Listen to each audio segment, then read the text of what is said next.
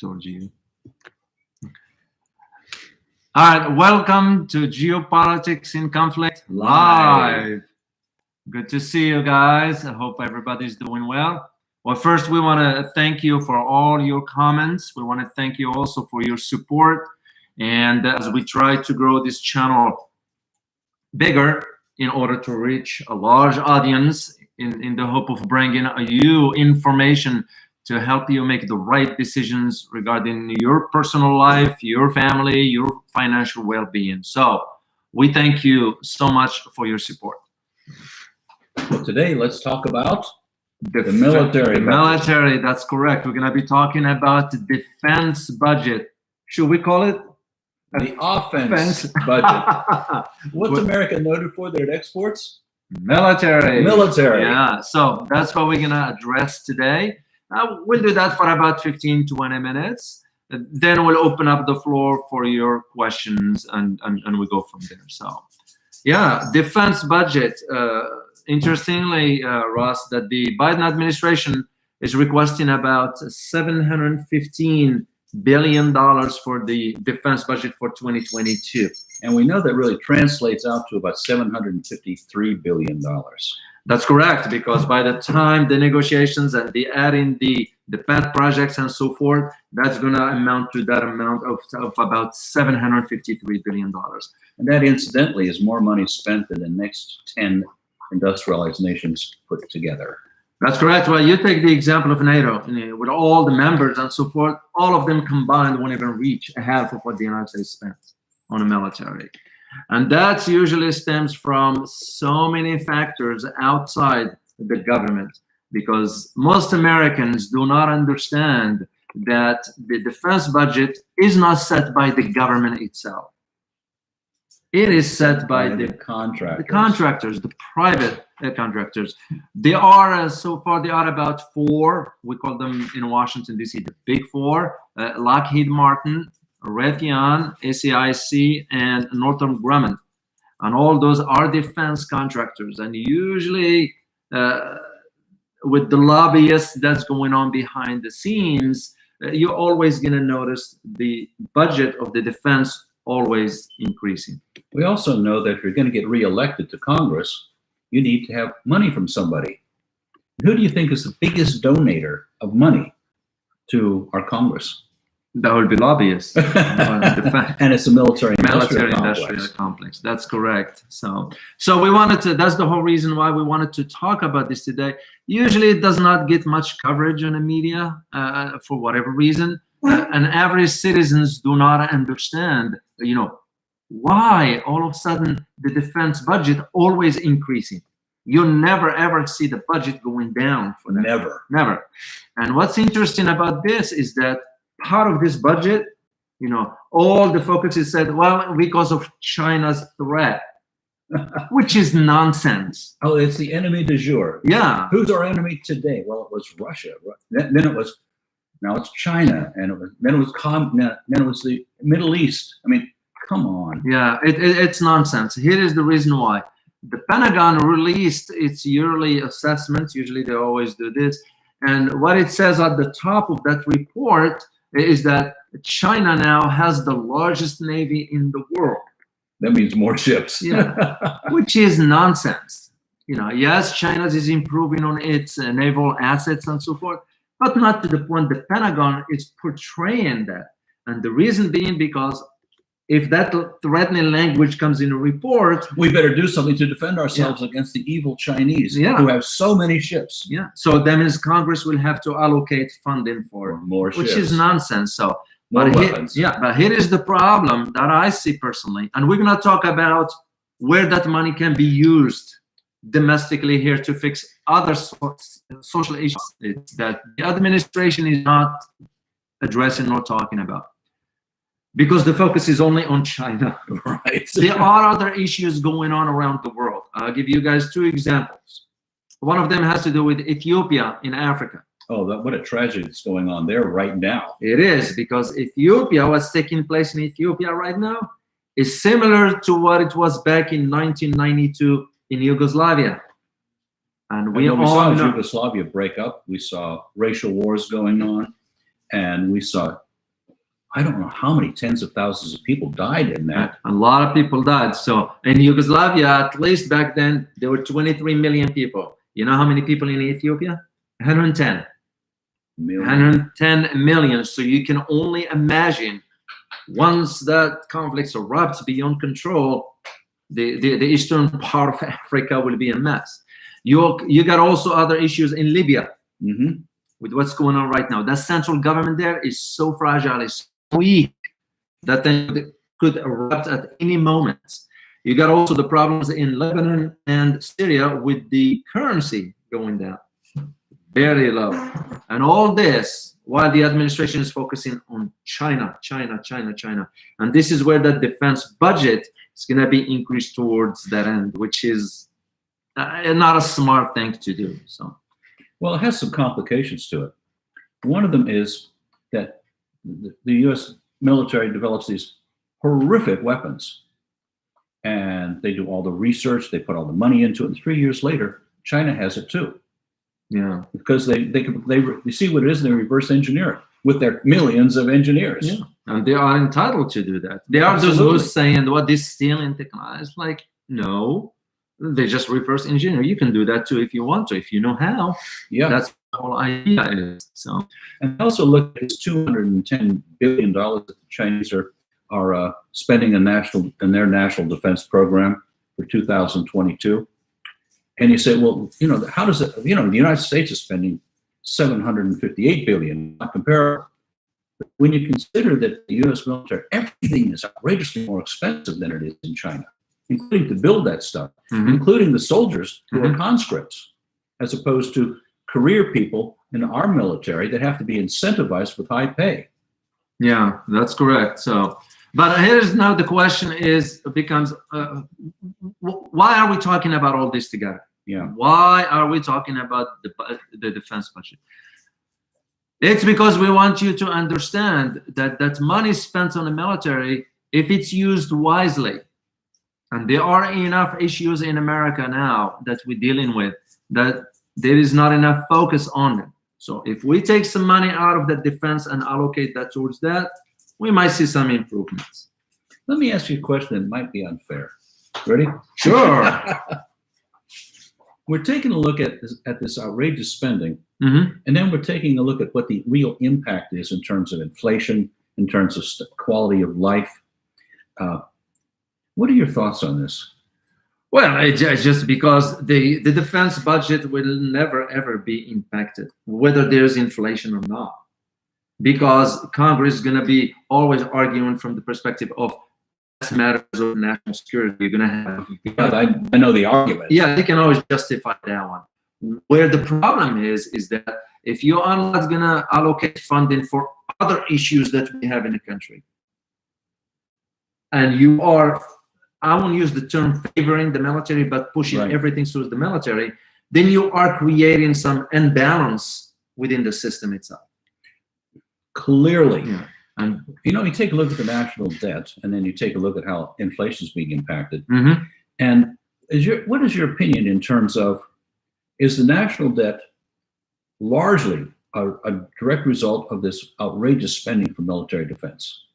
Well, part of it has to do with because when you look at the government charts for the spending, beside healthcare, the defense takes a big chunk. Oh, huge chunk. Yeah, it's a big one. So this is why, I mean, we're getting closer to $750 billion right now in defense. For what? For what? And this is where the argument is. So we can export war. Yeah, and we could be using this money towards infrastructure, for example. Yeah, healthcare. You know, there's a big fight going on in Congress right now about this pittance of money they want to spend on infrastructure. And we did a show where we actually, some time ago, that was way back, I remember. It was like, how much infrastructure do we really need? It was something like $52 billion, not 1.2. So it was a pittance compared to what the country really needs in terms of bridges, roads, and so on. Well, because the bridges are crumbling, and the whole infrastructure needs a top to bottom roof. I mean, there has to be redone. I mean, they can't just assume everything is fine. It's not. You know, and we recently talked about homelessness. Well, that's another big issue. You look at, for example, the state of California. You know, as a matter of fact, don't be surprised. California ranked third after Hawaii and New York when it comes down to homelessness. You know, and if we are to break down the numbers of how much does it cost to fix that problem, currently the United States government spends about close to $3 billion on an annual basis to deal with that. The calculations suggest that if you spend one time $20 billion on that homelessness, 7 years, paid off, and the problem's gone. You will eradicate that problem altogether. So, you know, I was talking to a really close friend of mine in Hawaii yesterday, and he said the economy there is absolutely in shambles, and that homelessness is going to get dramatically worse within the next 2 months. Yeah, well, given how the economy is doing, and with this COVID stuff and lockdown, and businesses are not reopening, and there's no tourism there. No, and that's part of where the problem is. So, but for the homelessness, if they are to allocate $20 billion to eradicate that, even if you take $20 billion from the defense budget, they still have enough money. And this was one of the arguments as to why not think of it this way. The other issue has to do with, not an issue, but rather where the money can be spent is on healthcare. You know, we're one of the few countries, high technology countries, that doesn't have healthcare for everyone. We did a show on this where we looked at France, where we looked at Germany, Canada. We looked at a lot of other places. And there's propaganda saying, well, they don't work as well as our system does. And when we did a deep dive into it, their systems work better and were dramatically cheaper. Yeah. Well, and everyone was covered. That's correct. You know, a healthcare issue is a big problem here in the U.S. You know, I mean, we're not advocating for the idea of just go eat junk, whatever, and the system will take care of you health-wise. No, that's not what we're advocating for. What we are saying is the amount of spending that goes into the healthcare system, right, with the private insurance and the pharma, big pharma, and so forth, all that's eating up from the whole other programs within the United States. So, and as a matter of fact, the CBO, the Congressional Budget Office, came up with 4 scenarios where the money can be used. The most expensive one was about $290 billion. And that was outrageously expensive. It covered everything as if it was a Rolls-Royce treatment. Yeah, but also that particular program will save the United States government about $300 billion.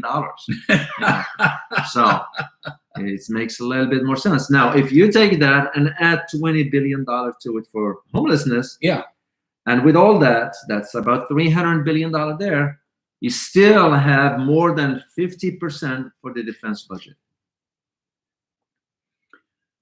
You know, you take a look at this and say, this is outrageous. Yeah. How did this come into being? Well, it's the system. It's the if we look at it from the healthcare, the private insurance, the lobbyists for the big pharma. I mean, those companies, they take a look at the CEOs who retire with multi-millions of dollars and the salaries and so on. The profit in the pharmaceuticals and so on is beyond outrageous. Yeah, well, you look at it, just the amount of medication that is produced. Oh yeah. Everything in America we use is you need to have a pill for. But I was having a joking conversation with an executive of a pharmaceutical, and he said, our goal is to have every American on at least 3 medications.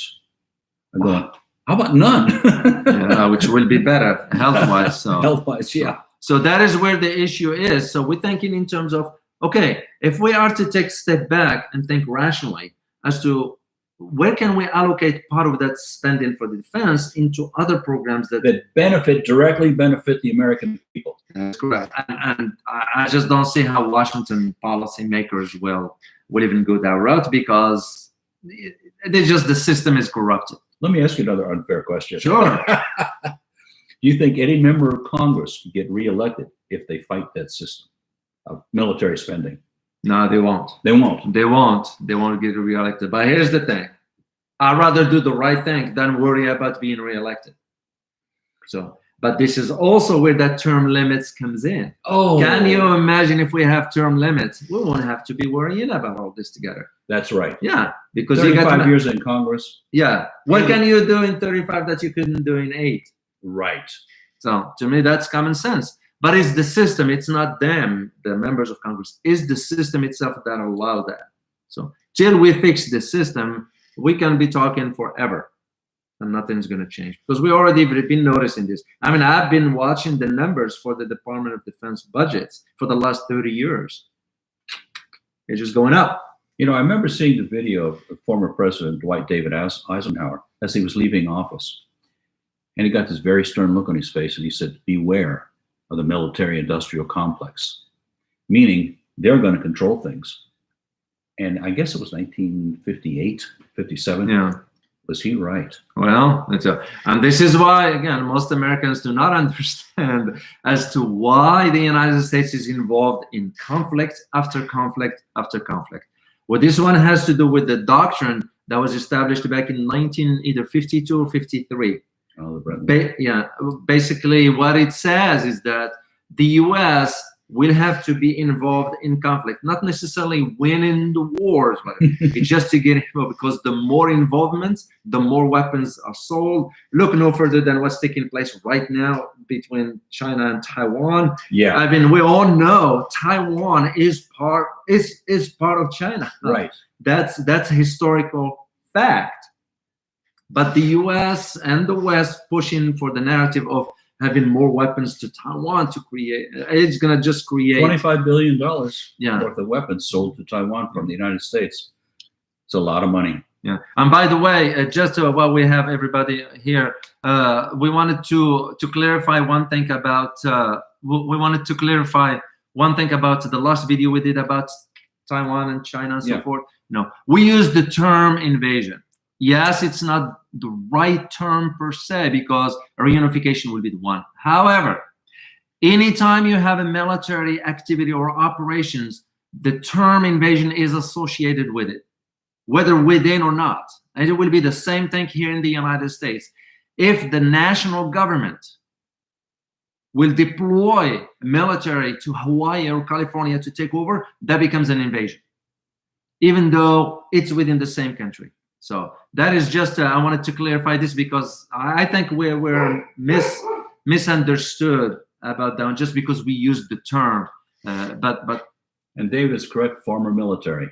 Yeah. So, and rightly so, Taiwan is part of China. Who is in a right mind will think that China will invade itself? That just doesn't make any sense whatsoever. So anyway, we want to open up the floor for you for questions. And we'll take a look and see what questions do we have. All right, the first one from Brian Washington. Good to see you back, Brian. You know, and thank you for the question. The question reads, I think the rich is just milking the U.S. empire for all that they can before it collapses. Well, you hit the nail on the head, Brian. I couldn't agree more with you. What is it? The top 7 people own 50% of everything. That's correct. Some outrageous number like that. Yeah. And they're not getting poorer. Yeah. And even the shutdown, they got richer. Yeah. As a matter of fact, the billionaires here in the U.S. made more money during shutdown than they did before. Yeah, man, it's surprising, shocking, but it's also what's the word I'm looking for? And it's upsetting. It's upsetting that some people have nothing to eat, while others really, really rigging the system, billionaires included. I mean, we're not against billionaires. If you own that money, it's yours. Do whatever you want, but not at the expense of the average citizen. That's a great question. Dan Lee, thank you very much for your question, Dan. There is no way out for America where capitalism undermines itself. Ooh. Whoa, that is a profound and we've been really taking a look at that, and there's some validity to it. It is. There is a professor in the U.S. His name is Richard Wolff. Well respected. He's an economist. He truly breaks down the fundamentals as to where the problem is with capitalism. And he committed to help, for example, the Chinese system and why the Chinese system is working. Because here is the hard truth that the West does not want to accept. And you know what it is? Is that it will be some countries around the world that will be preferring the Chinese system versus the American system. It's already happening. We're seeing countries in Latin America are using the digital yuan. They are going into that direction. So you are absolutely correct, Dan. And I think, you know, it almost reminds me, historically speaking, of how the Roman Empire disintegrated. And how did it disintegrated? It's not because of foreign invasion or war or whatever. It disintegrated from within because of the corruption within the system. So thank you so much for that question. Let's see next question. Trini Trang. Thank you so much for your question, Trini. The question reads, will China save the US economy again after 2008? If not, what then when the US economy is in trouble again? Wow. That is a good question, John. I mean, I do remember after the GFC, the global financial crisis, the United States went ahead and guess what? Borrowed money from China. Yes, they did. We did borrow from money from China. And I wrote an article, I think in the Huffington Post somewhere about this particular, and in it I put one sentence, how much now the Chinese policymakers are laughing at the Americans for how dumb and stupid the way they are approaching this. Which means basically when you borrow so much, you spend in more than you earn. Why do you want to live beyond your means? It's common sense. So, but an average citizen here in America is not, because he or she is bombarded by information from all directions, he or she does not have time to think. May I add something to that? Certainly, Ross. They're not only bombarded with information, they're bombarded with misinformation that's calculated to lead them in the wrong direction. Wow. You know, our motto is stay informed. We attempt to give you the best information so you can make up your own mind. But the media certainly is not doing that. They're telling you how to think. And amazingly, they confess to it. Yeah. We're here to help you form opinions and make up your mind for you. Yeah. So the question is, it's a valid argument, valid question, and logical one. And there are indications as to where things are going economically here in the US. And I'm going to say it because I don't sugarcoat things. Things do not look good, economically speaking. So thank you for that question.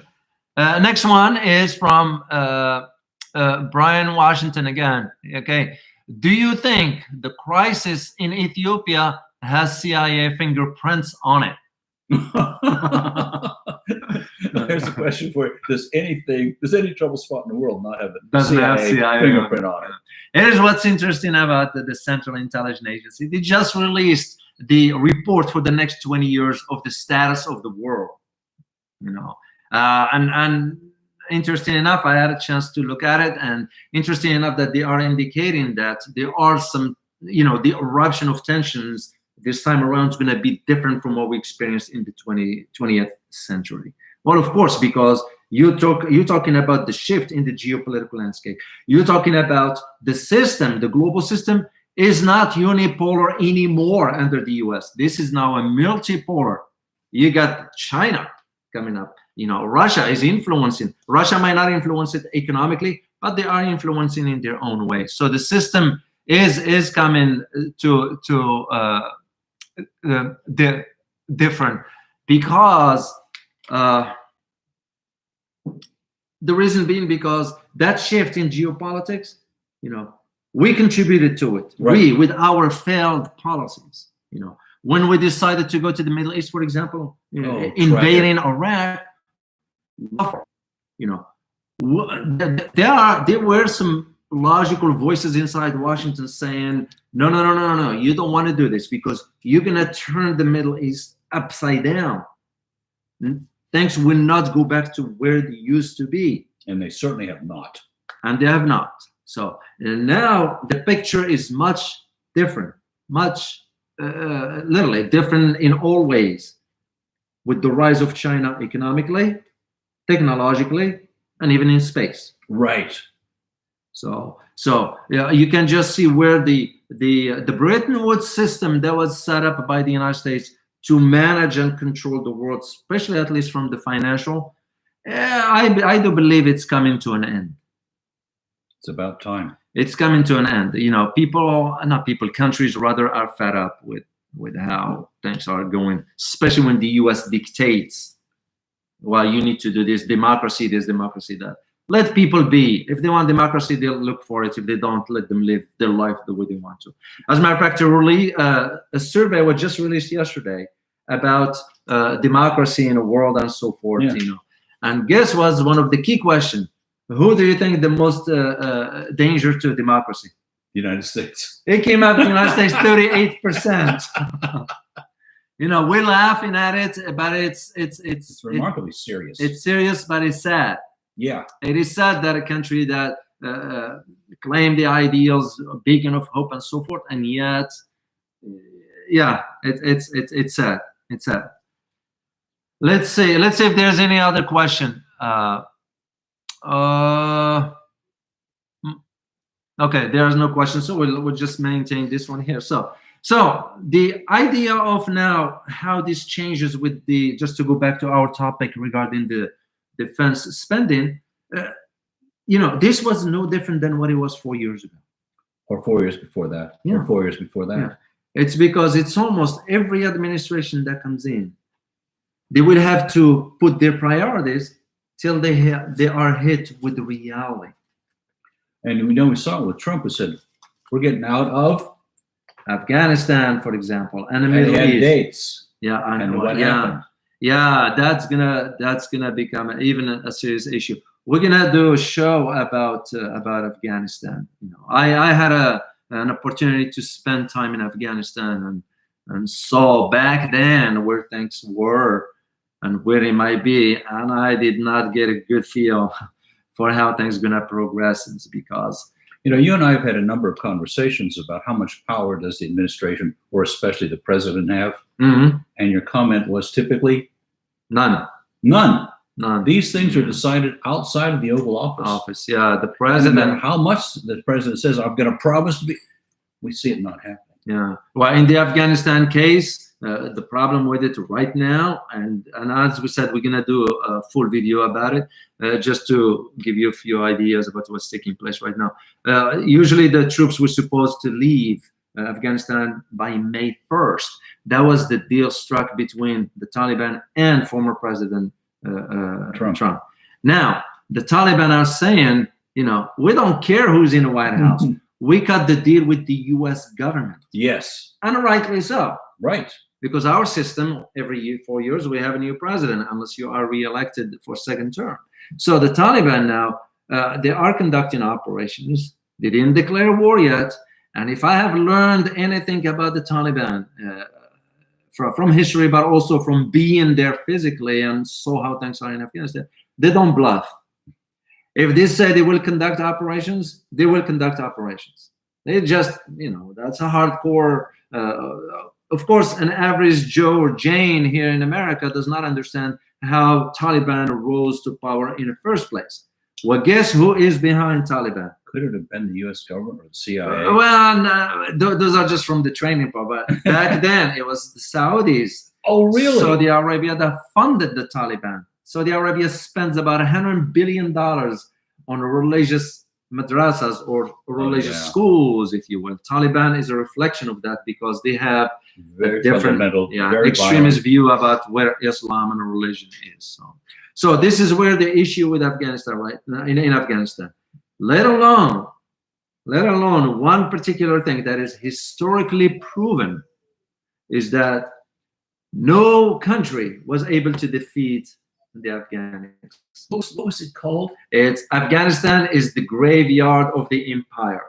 and it's rightly true in 2021. Yeah, the Persians couldn't do it. The Russians couldn't do it. The United States can't do it, and all of its allies. Let's see another question from Trini here. Thank you, Trini, for your question. We appreciate it. what is the possibility the Taliban will do business with China unless they already have? Thanks. Oh, wow. That You have any idea? Well, I can, as of now, that is not happening, but I can see the possibility of that. And the reason being because, remember, the Belt and Road Initiative, Oh, yeah.